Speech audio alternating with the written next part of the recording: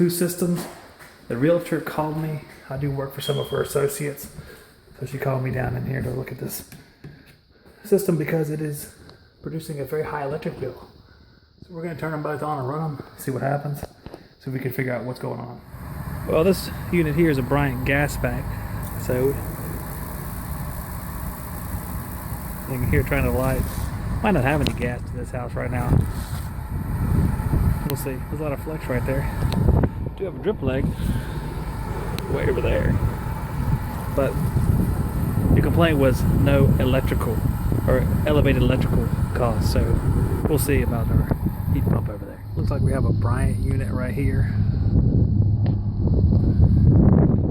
It was going on and off whenever I walked around the corner, so I'm gonna check the pressure. It looks like it's going out on low pressure. We'll double check that and I'll get back with you guys. Let's check it out.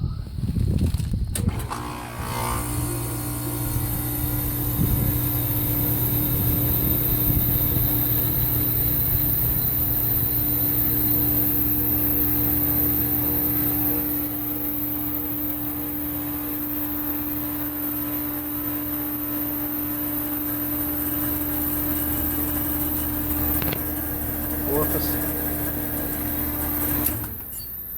Yeah.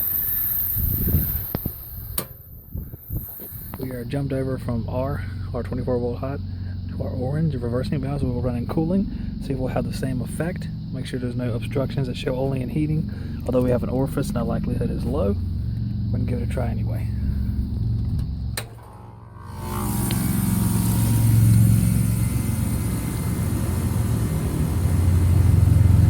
Appears it's going to be the same story again. Going down to the 50 range, dropping below 50. Once we get down to the 25 to 30, our low pressure switch will start getting low enough PSI on it to trip it offline. So down to 35.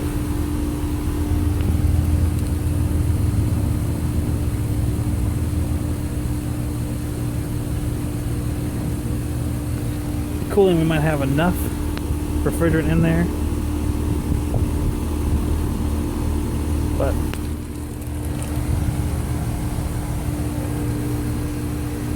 just enough and cooling that it's enough load inside that's staying on, but as you can see it's very low. So we'll take a closer look. We have a 2008 FY4 ANF air handler. Not quite sure which one that is. 13 Sierra, I'm sure. We'll see. Take it apart. Let's look inside. We'll see if we got some leaks on the evaporator coil. That's our most likely culprit. So we'll take a look and see. And I'm going to wager heavily on the evaporator. You know, it's going to be interesting when the TXV bulb strap is on the outside of the air handler. I can't wait to see what happens. Came back outside. I looked at the evaporator. The evaporator looked pretty good. I came outside. I said, well, I'll check the service valve caps. I took them off and I heard a swoosh underneath the suction cap. You can see what's down there.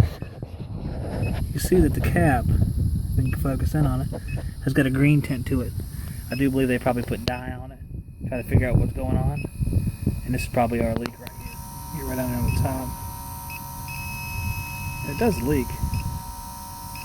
It's kind of windy out here.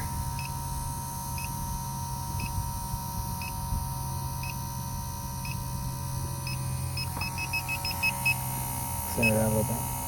Come back. Yeah, it definitely leaks. Didn't find anything else upstairs. So I'm going to put bubbles on it and see how bad it looks with bubbles. One of the things that happens, guys, is when we have these things, and there ain't a whole lot of bubbles showing up there. There's a few that was already down there, so it's not real definitive, like bubbling out real bad. But when we get under heating pressure, this line might have 400, 450 pounds of pressure on it, as opposed to whatever it has now, 200 or a little bit less.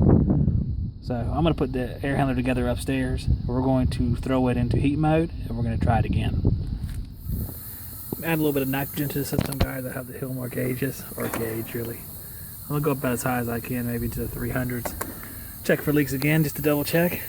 We'll check the service valve again. It should be screaming then. So just get a little bit of a better handle on where it's leaking from. Guys, I'm going to check it again. This is under 325 pounds of pressure.